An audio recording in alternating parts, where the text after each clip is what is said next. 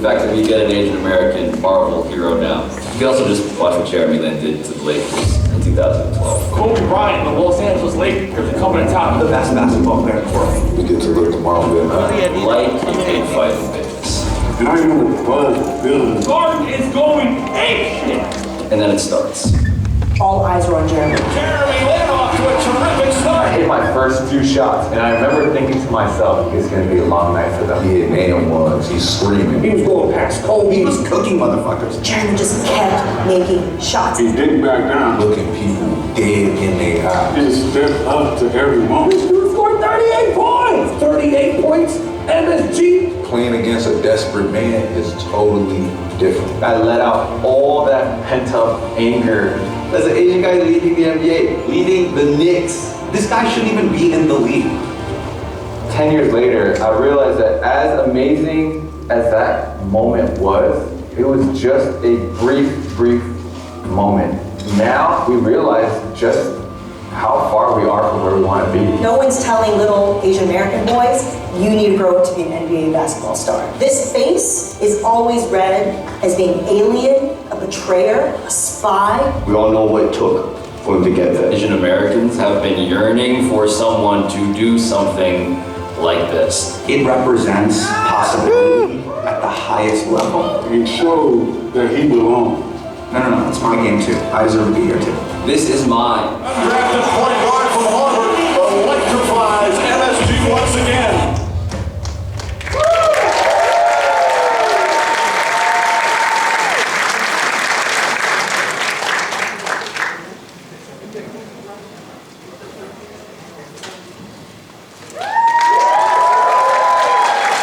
Hello. Good evening. Happy AAPI Heritage Month. How's everybody doing tonight? Excited to host you here at the Great Star Theater. It's no mistake that we are here at this legendary theater. And this theater is a pillar inside of the community.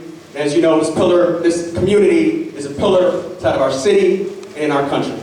Simply put, there's no telling of the American story without telling the story of the AAPI community. My name is David Keller. I'm the Chief Business Officer for Golden State Entertainment. We're the content arm of the Golden State Warriors. We're proud to welcome you here. The reason that we formed Golden State Entertainment is to tell stories that are rooted in the sports, but transcend sports. And we think about those kinds of stories. The story of Jeremy Lin is the kind of story that we want to tell. It's rooted in sports, but as we all know, it transcends sports. And that's why we're proud to be associated with this film and with this great production team. First off, I see people filming. We're going to show a clip from the movie. If I can please ask you to not film the clip. The movie will be premiering on June 12th at Tribeca in New York.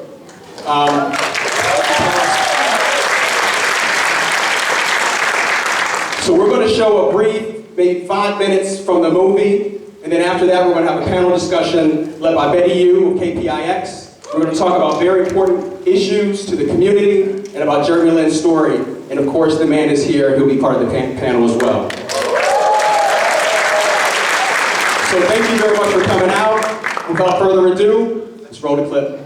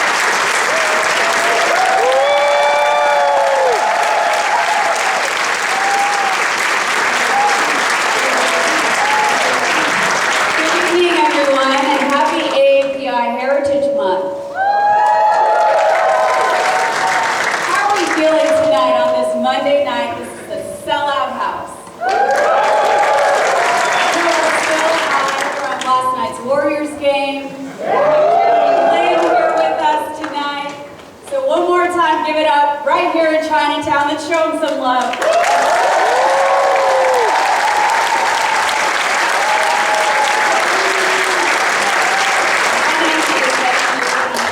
For KPIX. WPIX, CBS San Francisco, and I'm so grateful to be in your company tonight. We have so many people from the Chinatown community, including grantees from the Jeremy Lin Foundation here with us. We have people who've traveled all across the Bay Area to be here, including from LA and New York City. And I'm so excited to share the stage with our panelists and really talk about the film and all the great work that we are doing here in the AAPI community. So please join me in welcoming Director of 38 at the Garden, Frank Chi, Samir Hernandez, Jeremy Lin, Travon,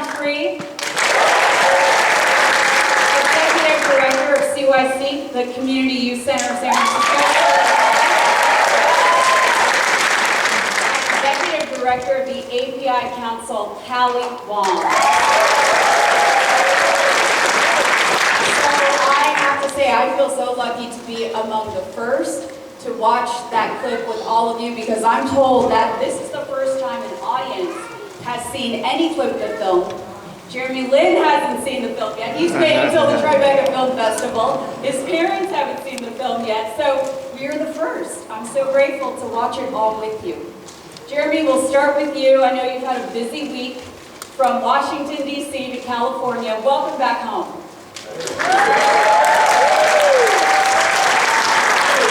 How does it feel to be right back here in the Bay Area and also in a building of such great significance? Tough to put it into words, just having traveled a lot recently. I just realized when I come back to the Bay, it's very nourishing for my soul. And I don't say that lightly because I've lived in so many different places, I've gone to so many different countries. But to be here in Chinatown, I grew up in the South Bay, and so I would always go to Warriors games growing up, and for me to be here, many years later, it's pretty surreal. And I'm just thankful that even 10 years later, we're still talking about this story, we're still talking about what it means, and that you guys can all be here to be a part of it. It means you're a We Believe fan, right? Oh yeah. When the tickets, they were giving out tickets for free, I was told, back at the Coliseum back in those days. Yeah, they were. I think they were giving out for free, but like when I went to go to watch Yao Ming, I had to buy the tickets, and they were like $10. Like the nosebleeds. And then we would sneak down at halftime and get some lower level seats, but man, Oracle was a good time. We know not the case anymore. It's hard to believe this year, it's been 10 years since Linsanity.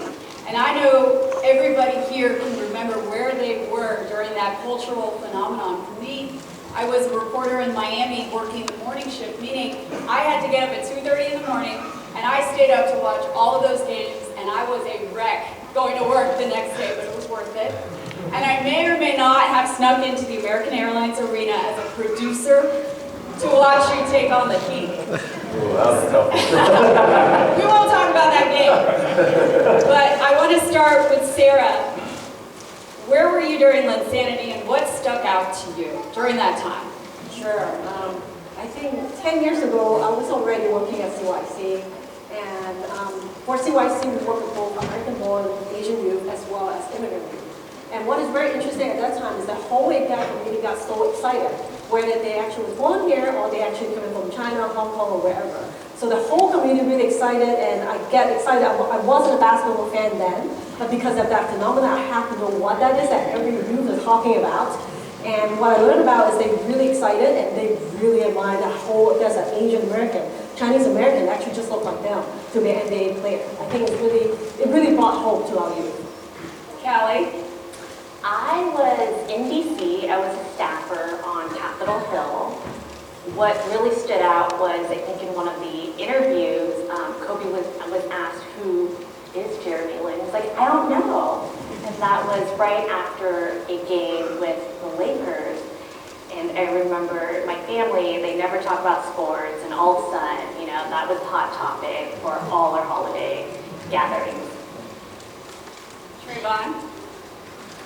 Oh man, for me it was a little rough because I was watching it at home in LA as a Lakers fan. So, we won't hold it against you. You flew up here from LA. I got to enjoy it, in my apartment, both being excited to watch what Jeremy was doing, but also like, a little disappointed that Kobe and the Lakers didn't get it done. But needless to say, like it was an amazing game to watch as a sports fan. And so, even being able to make this movie with him and Frank and Samir is like such a great privilege. And, I'm willing to suffer through all the edits we've gone through watching him destroy my Lakers. How amazing it was. Samir? I was actually at the game. So, yeah, my buddy was his teammate, and they sucked. And I was like, yo, let me come out there and give you some support. And I was like, hey, you guys may not make the playoffs, but I'm going to be here. And little did I know I was going to witness like the most amazing, magical sports moment of all time. And so I was literally there, and I had to call my boss, like, hey, I need an extension on vacation, something special is happening. And so I was able to actually see the whole run. That's amazing. And Frank? So I was living in DC at the time, and I took the train home, and I tried to get into the garden for the Lakers game, and the scout were like $700 for no, right? So I was like, I don't have $700. So Koreatown is like right next door to the garden, and I just go to one of the karaoke bars and climb down at the bar, and look, I was like, when I got there, I was like really bummed that I wasn't going to watch the game, but I mean, looking back on it, Jeremy, as much as what I love to see you play, I spent that night surrounded by people who looked like me, who were a little bit older or just about my age, and it was the most euphoric 2 hours I've seen people celebrate anything, maybe except for like Barack Obama becoming president, right? And like, I hold those two moments in my life as like the magical nights. Where, I mean, there was this guy, when it was obvious the Knicks were going to win, he was like weeping into his beer, like 3 people down from me. And he was like staring at his beer, and just slams his fist on the bar, and he runs out, right? And like usually in that circumstance, the bartender's like, get him back and pay him the tab, right? Didn't even say anything. Right? It was that kind of a night, right? And I'll be honest with you, I don't think I would have been able to make this movie from the POV that I did if I didn't spend that night surrounded by people who were probably experiencing 2 different things. One, like all of the outside pressure that they have to deal with the stereotypes that a lot of people with this face have had to deal with in America. And also probably a lot of internal pressure too from families being like, you gotta be a doctor or a lawyer, and then here's this guy who's like shattering all of those stereotypes on the world stage, right? So it was a really special night, and that's the one, like the 38 night, obviously, I remember the John Wall dunk. I remember the Toronto buzzer beater, but it's the 38 at the Garden. That's the special one for me. Yeah, K-Town and basketball. Maybe your next film. Where were you, Jeremy? Skip over Jeremy. I know. But we're going to get to how, Jeremy, you process that moment. But first, Travon, Samir, and Frank, you guys have grown up around basketball. I know that there's very important conversations that are also being had off the court. Of course, race is also an underlying narrative in the backdrop. So what inspired you to tell Jeremy's story? So, the birth of this idea really, it started with a conversation that Travon and I were having a couple years ago about impossible moments. Right? We're both big Obama people, so like that's objectively the biggest impossible moment any of us have ever lived through. And it was like, what other impossible moments are out there? And I was like, well, I'm Asian, man. Like that is an easy answer. Insanity. And I told him about the story that I just told about that night. And he was like, how is this not a movie? Like, how is it not a movie from the Asian fans' perspective? Right? And I thought about that, and we didn't get to show the whole movie, but a big part of this movie is about doubt. And about the doubt that society puts on you, that then you sort of internalize as Asian American. And the first reaction I had when Travon said that to me was like, man, I don't know. Right? I don't know if we should make this movie, right? Like, do people care what Asian Americans think? And I thought about it from 2 different angles for a couple of weeks. The first is that it's going to be the 10-year anniversary, which is this year. And the second was like, what Jeremy says at the end of that clip, right? Like, it's a really awful time to be Asian American. Like, there's no other way to put it. And Jeremy's story to me is about hope. And if we're not giving our kids, we're sending our kids to the community, to the school, and telling them not to like, you know, make a noise so like people don't call you kung fu or whatever, right? Like, it was hard for me growing up. I can't imagine what it's like to be a kid growing up now with all those stereotypes being weaponized. So it was like, you know, Jeremy's story to me is still the greatest like Asian American hope story we have to find a way on this anniversary during this moment to tell it the way that I think we do. And I think you're proving that that moment in Insanity was not a flash in the pan kind of moment, because here we are talking about the cultural phenomenon beyond the NBA. And Samir and Travon, I think you saw a lot of intersectionality between culture, between groups.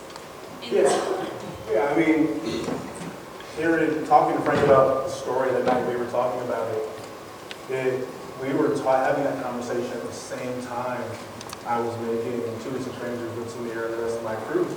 And we were making a movie about what it felt like to be black in America in 2020, when all of the protests and everything was going on then. And hearing him tell me that story, and then layered with, but nobody gives a shit. Like, to me, that was heartbreaking, because we feel that way all the time. It's like nobody cares enough to do anything about what's happening to us. And another layer deep is like Asian people feel like no one even wants to talk about us, let alone deal with what's happening to us. And so that immediately in my like movie, TV producer brain is like, we have to tell the story. Like, you have to tell the story. And like I think you mentioned, like, it took him some time to like feel like it was worth telling, because of the way in which like Asian Americans are made to feel in this country. And so when he finally said yes, I was like, thank you, God. Like, we get to tell the Jeremy Lin story. So Jeremy, was that an easy yes? You know, for me, I'm a pretty private person, so no project is ever easy yes.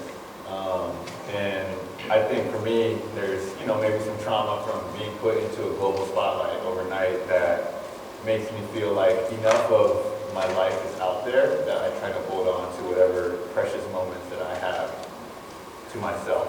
But after speaking to the team, then it was like, I remember Patricia Sun, who's the CEO of all of our company, was here tonight. We were just talking, we were like, I think we should do it. And the other thing that was just like, because I kind of told myself I don't think I want to do a project like this for a while.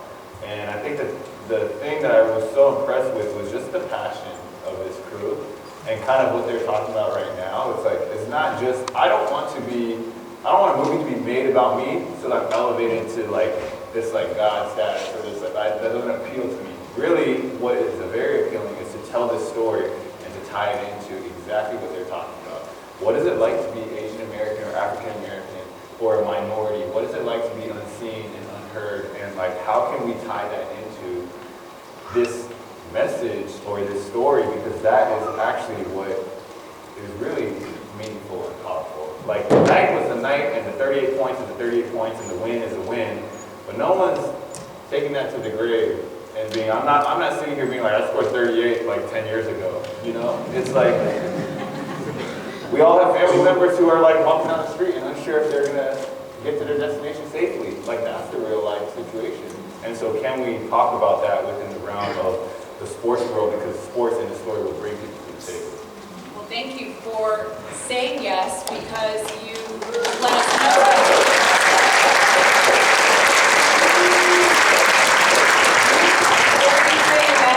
Reminds us that we deserve to be respected and seen, and we matter. So thank you so much for that.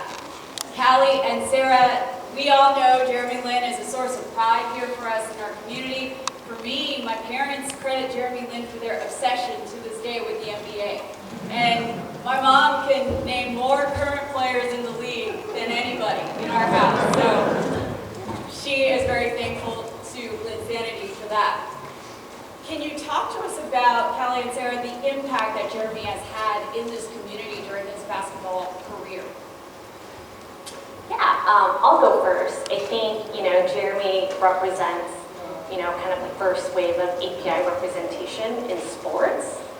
I recently, during the pandemic, moved to Palo Alto, and I take my son to this park called Mitchell Park, and it's very rewarding, but also very concrete to point out, like, hey, this is a plaque of Jeremy Lin, and this is what he represents. But I think, in a larger context, besides just sports representation, I think for the API community and at large that, Jeremy, even from the get-go, has been a proud symbol of solidarity.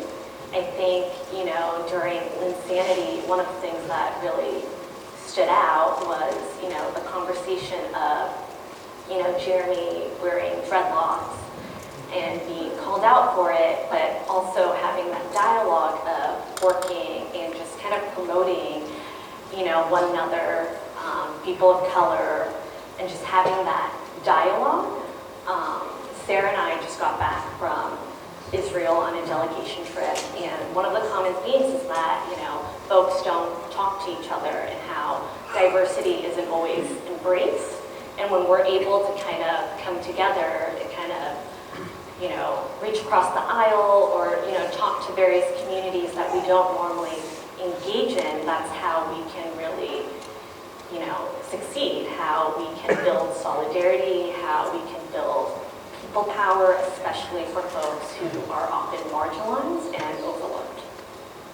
Yeah, I think for us, I think we were really lucky last year. Jeremy actually visited our really new clubhouse in Chinatown. And it's a clubhouse that provides additional support to youth who might need help from remote learning. And it's a big surprise to our youth. To be honest, some of them might not know Jeremy because they're really young, they're elementary and middle school. But for those who know that, they really feel like someone actually care about them, that someone actually will come visit them. And then when they Google and they want to find out more, they really see him as really like someone who they could be really proud of, admire to. I think it's not only being a basketball player, but also it could be someone that they could be anybody in the future. Just really brought hope to them, like I said, during the Insanity. I think the other thing is when we walk down the Grand Avenue, seeing all the merchants, all the business, like greeting Jeremy, and felt like that can really come down to the Chinatown and see how's everything going, say hi to people, that really make a highlight difference to the community, that feel like people really pay attention to us as Asian American. I think all the other stuff that we're working closely with Jeremy is also how to really use his platform to bring light about standing against API hate. And I think that really have broadened our audience and a lot more people paying attention to it.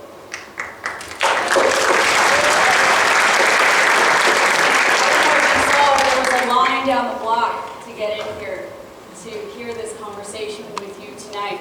We know this film covers a lot of your career, excitement around Linsanity, and I think you said you were not able to process what was actually happening when you were living it, when it was happening. But now, how do you reflect back on the impact that you've had as an Asian American, not just in the sports world, but in society? Yeah, that's a very interesting question because my relationship with Linsanity, this stretch of time, is just so complex. The first few years after Linsanity, I hated talking about it. If any of my family or friends called me a Lin pun, like you're so intelligent, or that's that's interesting, I would like do it, and I'd be like, you sound like don't ever say. Take that out of the script right now.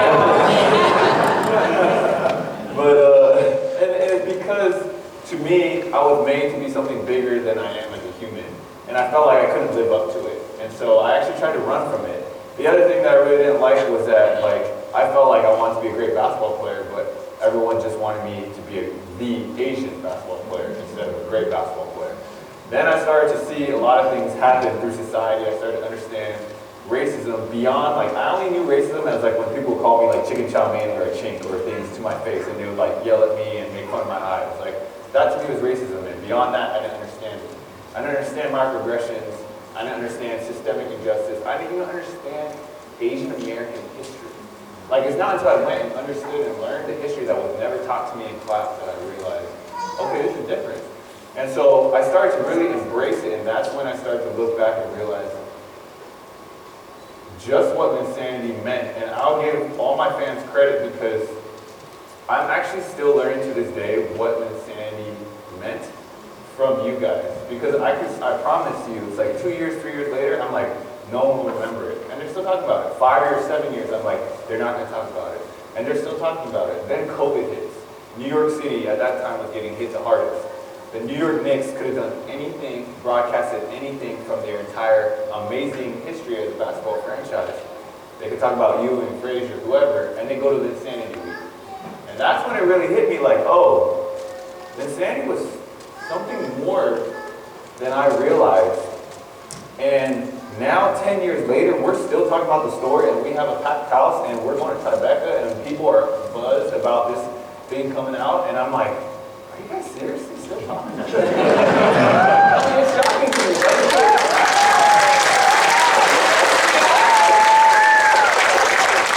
Because I'm an athlete, so I never want to be known for what I did in the past. I want to be known for what I'm doing next. Right? So, honestly, you guys are still teaching me what insanity means. And when I see the faces and when I hear the stories and when fans stop me and give me their perspective, like, I'm learning every day. We saw in the trailer that the gentleman still has his wristbands 10 years later in his house as a memento from the games in the garden. Frank, Travon, Samir, in the movie we see conversations with really prominent Asian Americans, Ronnie Chang, Lisa Lee. What were your takeaways from their experiences around Linsanity?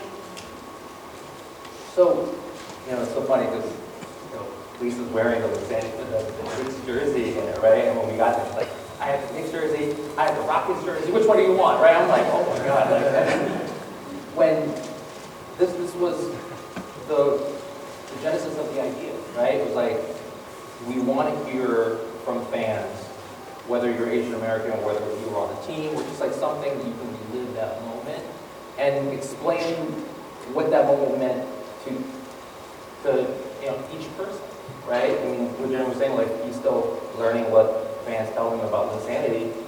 I learned a lot from watching Asim or Ronnie talk about it, right? The clip that we played where Asim talks about, like putting his name number 1 on the list, right? Taking that shot, waving people off. I'm a huge Linsanity fan, but I never even thought about it from that perspective until I heard him talk about it, right? And that's not just for people in the movies, for people, I'm sure everybody here has a unique angle. And I think part of that is because, if you've lived your life having to combat a series of stereotypes that whether they're micro or really violent, you sort of you have your own psychological path of how to deal with it, right? And when that is shattered, when you have this euphoric moment of oh my God, I finally get to see someone do something that I've always dreamt of doing, everybody has their own different interpretation. And I think that's what's really powerful coming from the movie. Samir, what were your takeaways from these conversations with some prominent Asian Americans? It was more than the folks were interviewed. It really started, I knew it was going to be I knew it was a huge sports moment. That was kind of the lens that I looked at it through. I was there for Linsanity, and I almost took a very, narrow fan's point of view, on the whole moment. And I understood how big of a sports moment it was. And when I heard Frank's take on it, I understood that it was important and how important culturally it was. But it wasn't until I started having more discussions with Dave Lou and all the investors and all the different stakeholders in the Asian American community that I understood that this meant more than just, an accomplishment or achievement. It was inspiring. It was showing people what was impossible. And it even broadened my viewpoint to know that, it's not just about telling just a purposeful story, but it's about impacting change. As African American, we made Two Distant Strangers, and we did that with a purpose to be able to create healthy dialogue within our community. But that's not enough, and in working with Frank and working with Jeremy and working on this film, I understood better that, it's about building a whole community, not fractions of one, and understanding that, this meant so much more to many people, and by us coming together, we'll be able to make real change. Real quick, there was a story on one of our fundraising calls with Samir and I. We talked to somebody who ended up investing in the movie. He goes, Look, there's 3 moments in my life. The day I got married, the day I had my first kid, and when Jeremy scored 38 points. Is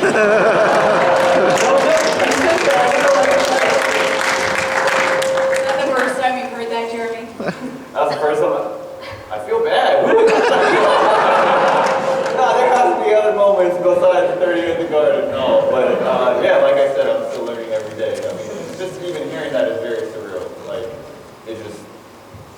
it blows me away. Well, your humility is definitely very endearing. And I know that you have used your platform so judiciously, particularly in the last 2 years when we've seen what our community has endured, the current climate. We saw in the teaser there what the Asian American community is facing.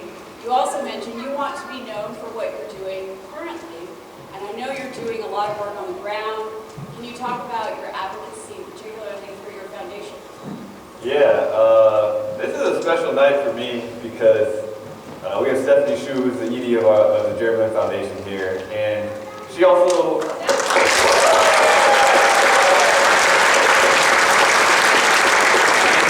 coordinate, and not every grantee was able to make it, but we have Harbor House, Hope Rise, Mobile as well.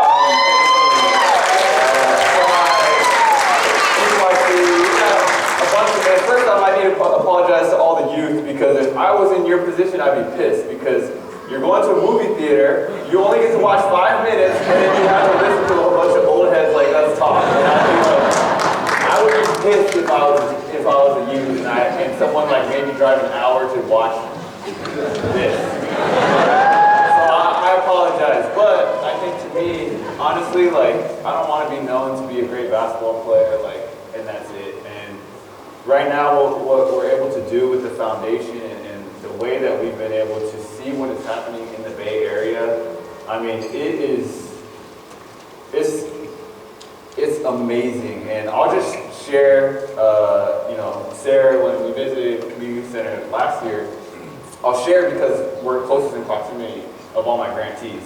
But this is just an example of what's happening is, they renovated the clubhouse and they have places for children to go play sports, play on the playground, get some tutoring, just things to become like better people and more fuller people. And they're also working with the mayor and city hall, and there's policy and people that are supporting them. And at the same time, they're also taking some of the money to, invest and pay some of the small businesses that would have closed because of COVID. And so now small businesses are getting income, making meals.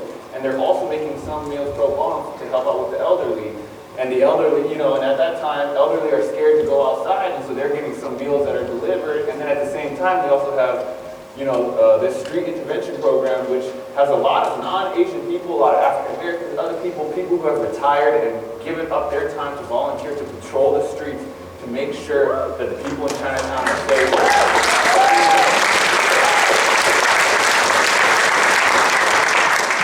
Real life. Like real life is a kid not being able to get the education they deserve. Real life is somebody scared to walk down the street. Real life is a business, family owned, who can't even continue and can't make a living and can't put food on the table for their own family. Like this is real life, and this is what is happening right down the street. And this is why we want to do this film too. Is this is the stuff that really matters. And so I don't know. I just spoke way too long, but just shout out to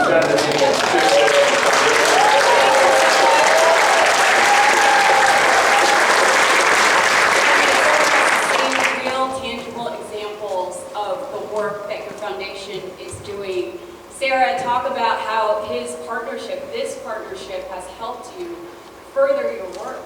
Well, first of all, I'm very glad how good Jeremy knew about what he was. Thank you so much for really become an ambassador.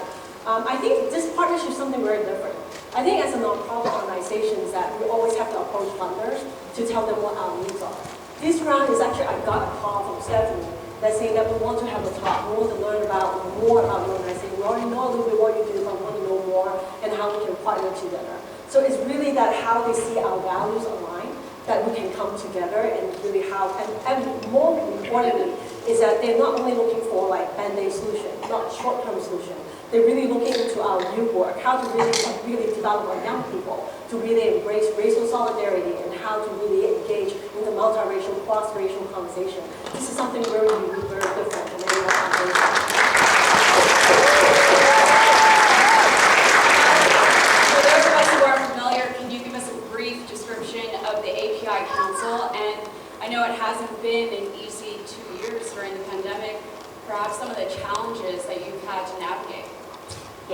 So the API Council is the Asian Pacific Islander Council of San Francisco.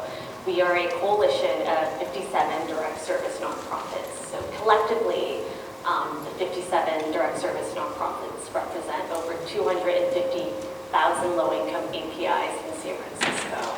So oftentimes, what is very not well known is that, in San Francisco, APIs represent 40% of the population, yet a third are those living in poverty. So during the pandemic, we were hit with a lot of challenges for a lot of the reasons that Sarah and Jeremy named. Nobody, during COVID, Chinatown was basically already shut down. Nobody was coming. This was pre-lockdown.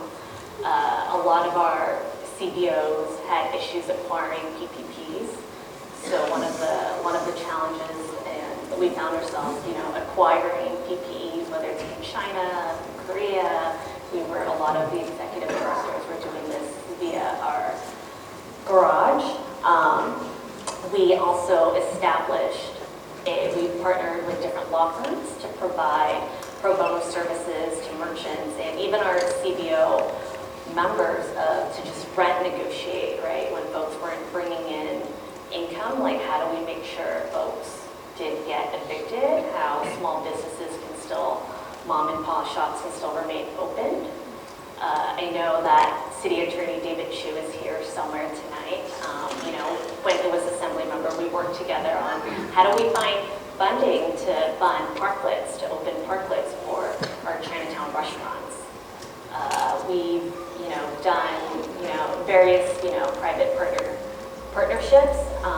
We've worked with Asian Pacific Fund, and together we raised, $350,000 to kind of re-grant out to nonprofits across the Bay Area.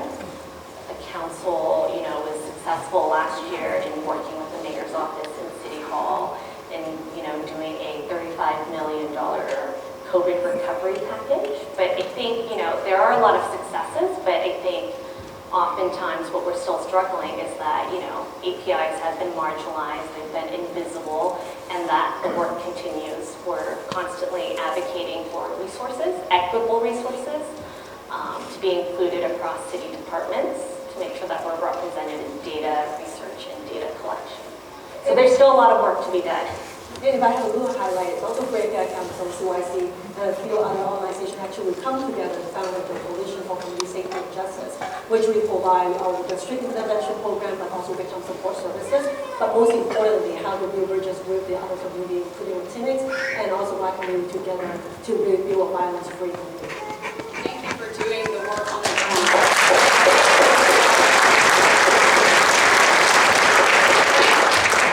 Travon, Samir, basketball is such a big part of our popular culture, and when we tell stories, they can really shape the conversations that we have around important issues. So what is your hope that people take away from watching this film?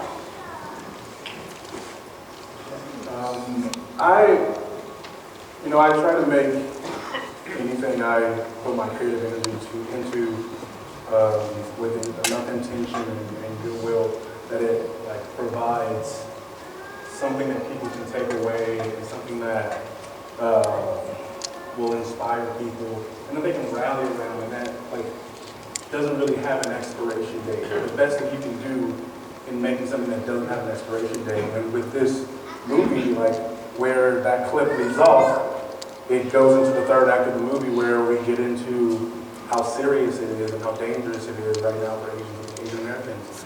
And I hope that, like what we did with Distant Strangers for Black people, is that this movie can become something that the Asian community can rally around to not only show people what it's like, what their experience is like, but how can we improve on it? How can we grow from here? How can this become a tool that creates a pathway of safety and prosperity for Asian Americans? And it seems like a big idea to think about for a movie that seems like on the surface it's about basketball, but that's the beauty of it. It's not about basketball. It's about so much more. And I'm so grateful that Jeremy said yes to letting us tell the story. Right, we know this is more than just about basketball. obviously we didn't get a chance to show the full movie here, but I would describe the movie in 3 parts. The first part is about stereotypes. The second part is about what happens when someone shatters those stereotypes in front of all of us. And the third part is about what happens today when those stereotypes are weaponized. And look, obviously this goes along the lines of what Jeremy said. Like, I don't think by the end of this movie, when you watch it, you're going to be thinking about basketball. You're going to be thinking about how hard it's been the past few years and how hard it essentially has been, like, just growing up, being Asian in this country. And once, like, from the community standpoint, I think it's a cathartic experience for us to remember such a fond memory of ours during a moment when we really need it. But I also think from a larger perspective, I think the movie, by the end, explains why anti-Asian violence happens without having to, like, educate people. I think the last thing, look, if we made a movie about anti-Asian violence and, like, somebody saw it on a streamer, what are the chances that people click on it? Right? Because it's such a sad topic. People don't know how to talk about it, and they're afraid of it, right? How do we find something that is a vehicle, like Jeremy's story, to talk about a topic that really needs a lot more spotlight, a lot more dialogue, in a way that doesn't scare off a lot of other folks, right? And it's my profound hope that this movie does that, and if it becomes that, what Travon said, right, the larger than sports, a social impact message vehicle of the movie, that would be really rewarding. And for our audience members, Samir, if we can't make it to the Tribeca Film Festival, we can also stream the film. You can stream the film. Where are we going to? What's the site?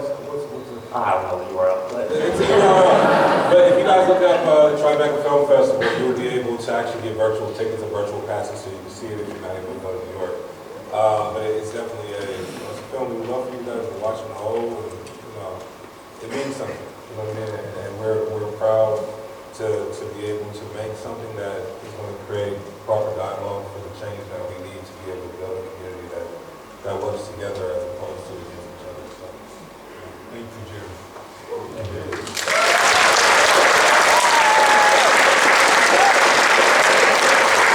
As we wrap up, this question is for everybody, but we'll start with Jeremy. Jeremy, you have shattered stereotypes on the biggest stage in basketball, and I think through your story, you really helped all of us. You've humanized the Asian American experience for all of us, so thank you for that. Where do we go from here? What are your hopes for the community as we move forward? Tough question to answer. So much to say, but where do I hope it goes? One, I hope the conversation continues to be had and had even more, because I think that's the start of when you learn someone else's story or someone else's experience. That's the only way for you to actually care, and potentially do something about it. What I would really love to see amongst, like, society is that if Chinese people don't only care about Chinese issues, Korean people don't only care about Korean issues, if Indonesian, Malaysian, Vietnamese, if Asians are able to care, and even beyond just Asian, if Asians are able to care about African American stories and experiences, and all of us are able, and cross-racial solidarity, and we're seeing people just care about people because they are people that are going through things.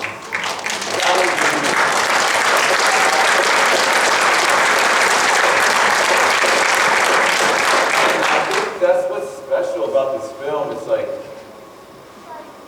Travon and Samir, like, we don't look the same, but they're up here telling a story. The question that I think we all have to go home and ask ourselves would be, if we were in that position, if I, Jeremy, was in this position, would I care as much about his story or somebody else's story, even though we might not look the same? Or, that's when I think real work will get done. And so the fact that both of you guys are up here doing this and putting their blood, sweat, and tears into this, like, that gives me a lot of hope. And we need to continue to do that across the board. What CYC, what a lot of people in this room are doing is what is going to get us to that next level. And so, there's a lot of reasons for hope. There's a lot of happening. I just really hope we keep moving in that direction and it doesn't lose steam and that this isn't just a flavor of the month. To just talk about, AAPI and Asian violence today. I think Linsanity has a lot of staying power. Frank, what is your hope as we move forward? I think once we put this film out there for people to see, I'm curious as to how the community reacts to it from a purpose of, look, we watch a movie and we move on, right? We watch a movie and it stays with us. Do we go and then we find purpose in it? Do we go and we tell our friends about it? I want to see if we hit the mark on making something that has like an Asian American soul, right? And I don't know yet. This is our first time seeing it in front of an audience. But if it does, as a storyteller, that's the most powerful thing, right? I think I come from a world where everyone's like, well, if you tell the story, what are the metrics? It's like, no, I don't really want metrics here. It would be nice, but did we touch the Asian American soul, right? You told me they laughed at the right parts, though, so we're off to a good start. Look, we have 3 comedians in the film, right? It's gonna be, trust me, it's really funny. Comedy, there'll be tears. I think the whole gamut of emotions hopefully will be felt here. Samir? I would dialogue. I think that things don't change until people really begin to talk about it. You know what I mean? So I think that there's going to be healthy dialogue. There's going to be unhealthy dialogue where people have to get their ignorance out before they learn. You know what I mean? In a lot of cases. So I would be happy. And I've already kind of seen it on social. And people have POVs, and it's some from Knicks fans, and it's some from people in the Asian American community, and it's some people who are ignorant, some people who are trolls. But that's the only way that we're going to get to a point where we come together is when we begin to talk. And that's what I hope to be that will be a win immediately, and then long term, as long as we kind of get on the same page and be able to come together and build one community, I think that will accomplish our goal. Travon, as we move forward. I think for me, storytelling is the most powerful tool on the planet. And if you don't think so, think about how many stories you tell every day to your friends, text, dinner conversations, lunch conversations. Storytelling drives our lives. It determines, what we do, where we go, who we are. It's the stories we tell ourselves, the stories we tell our friends, the stories we tell the world. And what's been missing from the gamut of storytelling that exists on screens like this is people who look like Jeremy, people who look like Frank, people who look like the people on the stage who aren't me and Samir, because people haven't understood or been made to understand why it's important. And so I think a big reason storytelling is so important is because it changes the dialogue around how people see you and how people think about you. And in the beginning of the movie, we talk very strongly about the portrayal of what Asian Americans and what Asians have been made to look like in film and television, and why that's been so detrimental to the overall narrative of what it means to be Asian. And so Jeremy created this incredible story through his ability that we tell 10 years later, and that we'll tell 10 years from now and 20 years from now, because it has staying power. It's a powerful story. And so I hope that people who are filmmakers or writers or in this room, or who, whatever you do, wherever you go, wherever you're telling a story, remember the power that you have. Because it's in telling the stories of Asian Americans that will change the narrative around Asian Americans and the community. And it allows you to express to people things they don't know about your community. And so my goal with this movie is to do just that, is to tell a story that hopefully, thousands or millions of people might see this when it gets where it's going, and we start to inspire people to just change the narrative around how we deal with and how we portray Asian Americans in this country. Thank you for that, Sarah. I think I have a lot of hopes. I think in one way, violence that happened to the Asian community, it doesn't just happen this couple of years. I mean, this few 25 years, it happened every day. But it only bring out to the attention when it highlighted by the media, when there's like special incident that happened, then suddenly everybody talk about it, and then it dies down. Then nobody talk about it. Just like, it's like a cycle. I really hope that people will really pay attention from now on about how racism, how violence has really affected Asian Americans here. And I think the other thing is because of this Stop API Hate efforts, that I see the young people starting to feel they're no longer ashamed to tell their story. Storytelling is really a part of the start of the healing. Not as only as an individual, but also as a community.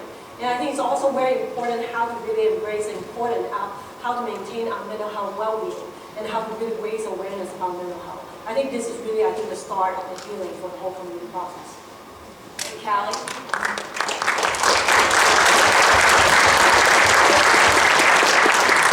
Yeah, similar to Sarah, I think, when we talk about API violence, this is nothing new for a community. Before COVID hit, this is conversations we've been having with, our local captain, police chief.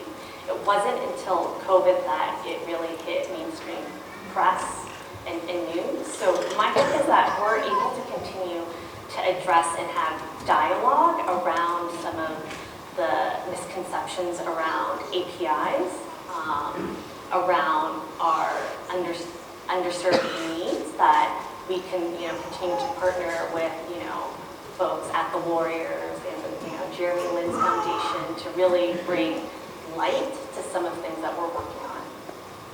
Thank you so much to all of our panelists. I just want to say I so appreciate you telling this story, Jeremy, for speaking up and saying yes during what has been a very hostile and traumatic time for our community, for giving us light, for reminding us that we matter and that we deserve respect and our stories deserve to be told, and we are also empowered by your message. Thank you so much.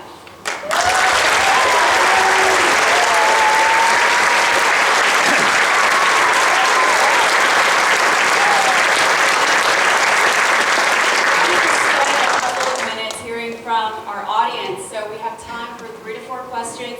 We have some folks in the crowd with microphones, and it's hard to see over here, but we'll take your questions.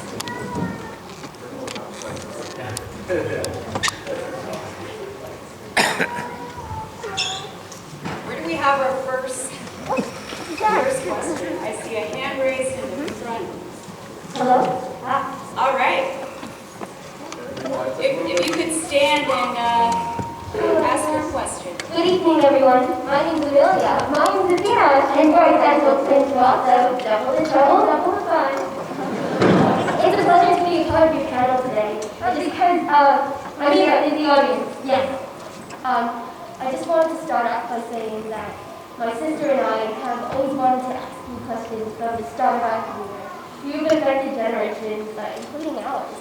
And today, the topic discussions were very important to me and meaningful. But I do believe that even though it's not the most mature topic that I'm going to bring up, it still has meaning, right? In what ways will you guys celebrate your accomplishments?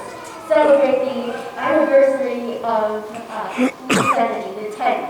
And in what way will you celebrate your 38th birthday? And what way will you celebrate life?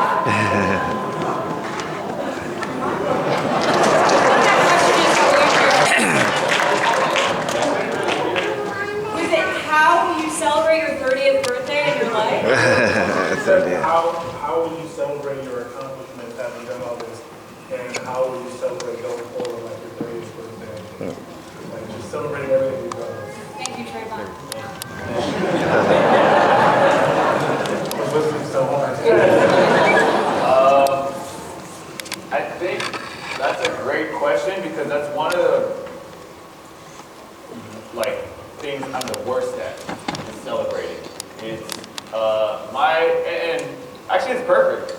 My biggest regret during Linsanity was that I didn't celebrate and I didn't enjoy and I didn't embrace that moment, that stretch, that game. Like, I didn't really cherish what was going on, and I think back on it all the time now, and I ask myself,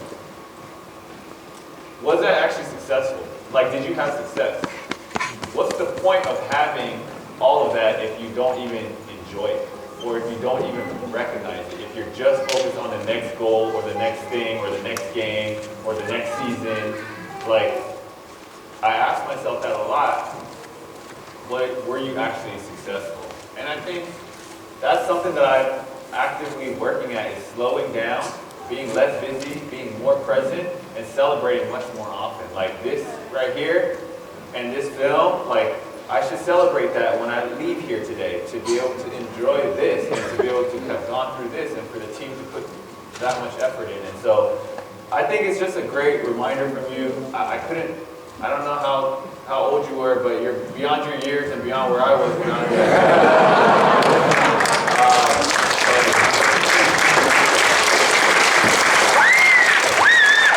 But to me, celebration, like I don't have a great answer. Like I'm not like, oh, okay, once the movie comes out, I'm gonna buy myself a new car or something like that. I just think what I'm trying to say is celebration is a lifestyle. Gratitude is a lifestyle. And you can do it once and that's cool, but it's whether you can celebrate often after your wins and after your losses. Multiple times through a day, multiple times through a week, can you have that lifestyle? And that's probably what I would want to do. So I'm working at that, and I want to continue to try to be better at that. Thanks for the reminder.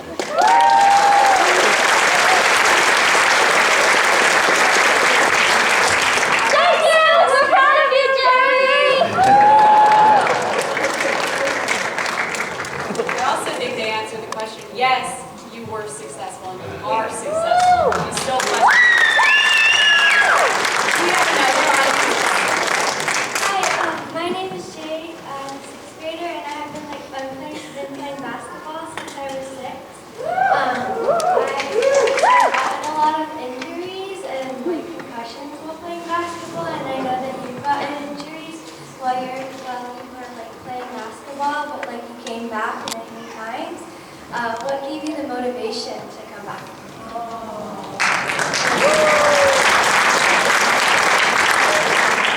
To me, one, definitely love of the game. And then I think beyond just the game of basketball, purpose.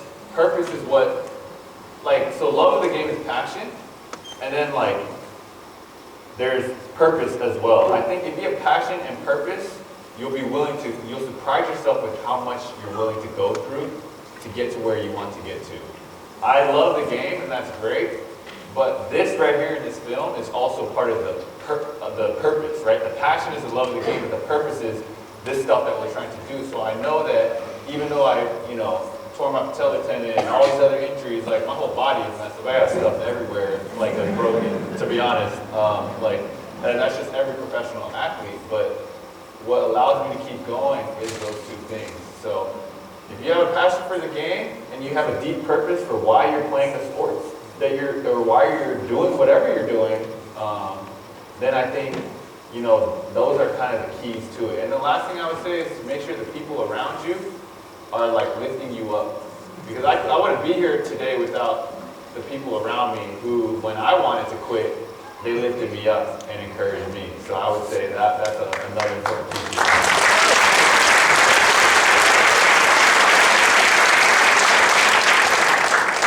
So we have another question.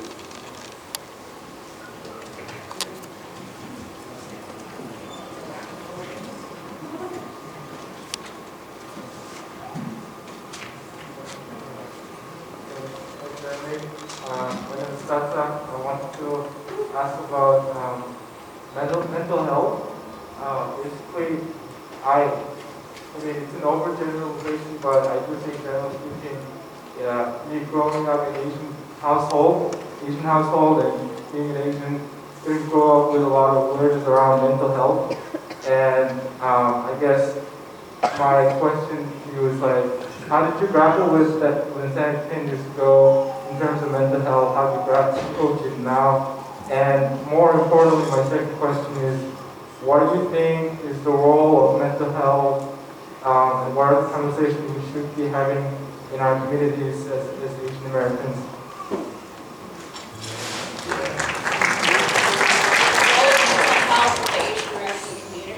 I feel like the young people in this crowd are like so much smarter than I am. All you guys' questions, I'm like, oh my goodness. But mental health, I think it's super important. The mind, I think, is, you know, the most powerful thing in our body. And we talk a lot about training our physical body, eating healthy and working out, but the mind also needs to be healthy and needs to be strengthened. And I think regarding mental health, we need to talk about it like it's normal, because it is normal, because we are all humans and we all need to do things to address our own mental health. And so for me, I'll just give my own example. Like when I first, I go to therapy, I have a therapist. And I'm not afraid to say that, because a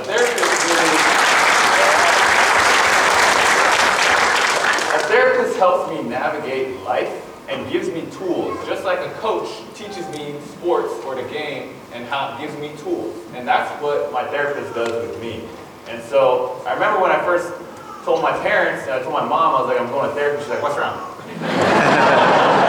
And I was like, well, a lot of things are wrong. But at the same time, even if nothing was like super wrong, like it's just a good thing. And through that conversation with my parents, they're starting to understand more and more of what I'm saying, and they actually support that and understand that now. And that's a conversation that we're having. It's exactly what we were just saying up here. It's like dialogue, dialogue, dialogue, and having those conversations. And so I definitely think just getting that dialogue out in the open.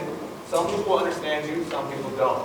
But the people that do, you hold on to that, and you continue to find ways to get yourself to be as mentally healthy and strong as you can. I wish I could go into all the different things that I'm doing, but if I were to say like maybe a quick one, it's learn how to rest and make sure that you know what are you feeding yourself. Social media should not be one of the primary things you're feeding yourself, because that is a curation of everybody's best life or a fake life, and if you get caught up in that, you'll end up comparing yourself, and a lot of what's on social media isn't even real. So I would say as a young person growing up, be careful, be wary.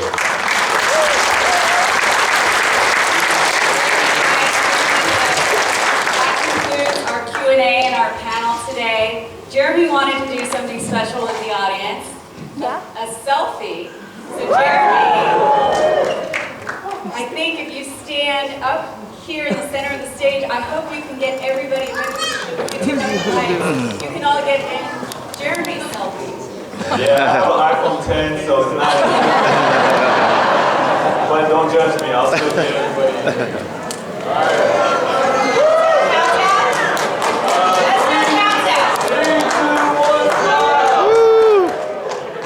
All right.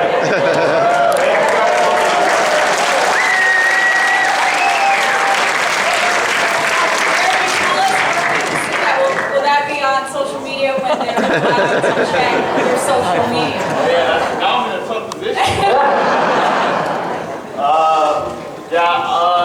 I'll post it on my Instagram story on my way home. We'll check it in a few hours. And before we end our night, we wanted to invite San Francisco City Attorney David Chu. He's the first Asian American city attorney in San Francisco to the stage. He has a special proclamation for the team at 38 at the Garden. David?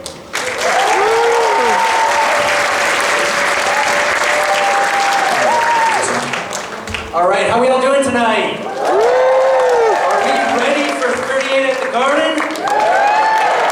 Counting the days. Listen, I'm here on behalf of the City and County of San Francisco, really to thank everyone who's part of this. Let me just first start, in addition to thanking Betty for this, with thanking the Warriors. Golden State Entertainment, you guys are invested in this story, so appreciate it. I also want to thank, of course, we have three amazing creative spirits who are here. Frank, Samir, Travon, you guys are brothers of different mothers, but you are coming together to ensure that across humanity you are telling our stories. So can we give it up for these guys?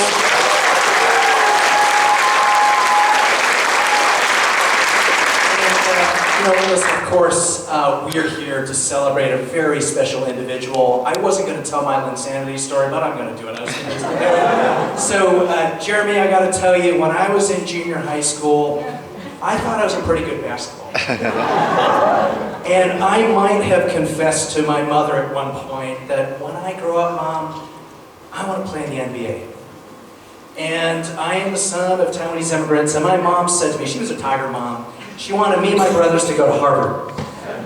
And she said to me, David, I promise you, no son of Taiwanese immigrants will ever go to Harvard and play in the NBA.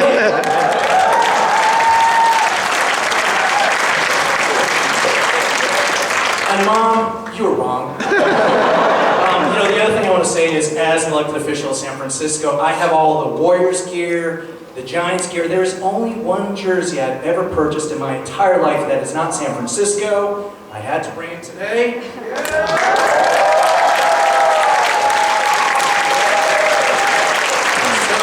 with that, let me just say on behalf of the city, thank you. I want to first thank you for your philanthropy, because you have been so generous with what you have been able to achieve and being able to support our young people and being able to support organizations like Stop API Hate, so many organizations across our city and our country that are really fighting for justice in the way that you see it. I want to thank you for that. I also want to echo something that Callie said, which is, as a father of a 6-year-old, when my son sees Asian Americans who are politicians, that's one thing. When they see Asian Americans on the big screen, that's another.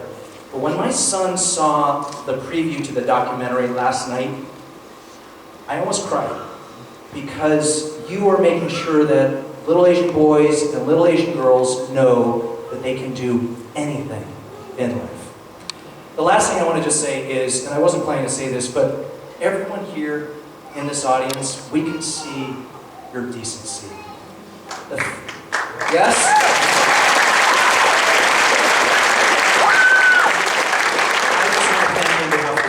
For being someone who's not just an amazing role model, but a human being who we can all literally look up to. So with that, on behalf of the City and County of San Francisco, again, I have certificates for the folks who are on this stage.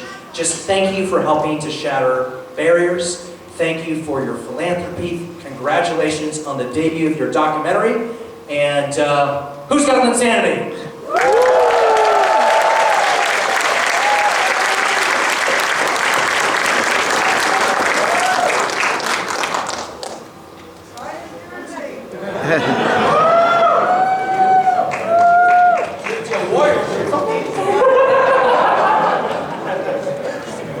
All right, now we're going to do a photo op. Thank you so much, City Attorney David Chu, everybody.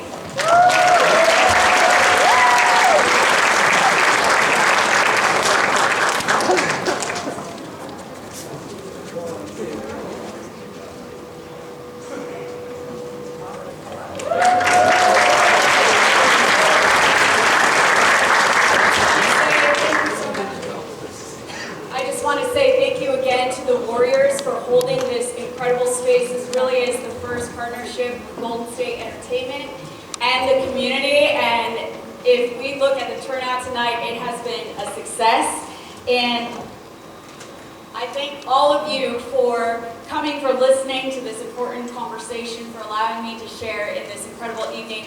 And Jeremy, thank you for the inspiration for all of us to celebrate the moment. And I hope we all go home tonight and celebrate this moment with you. Thank you.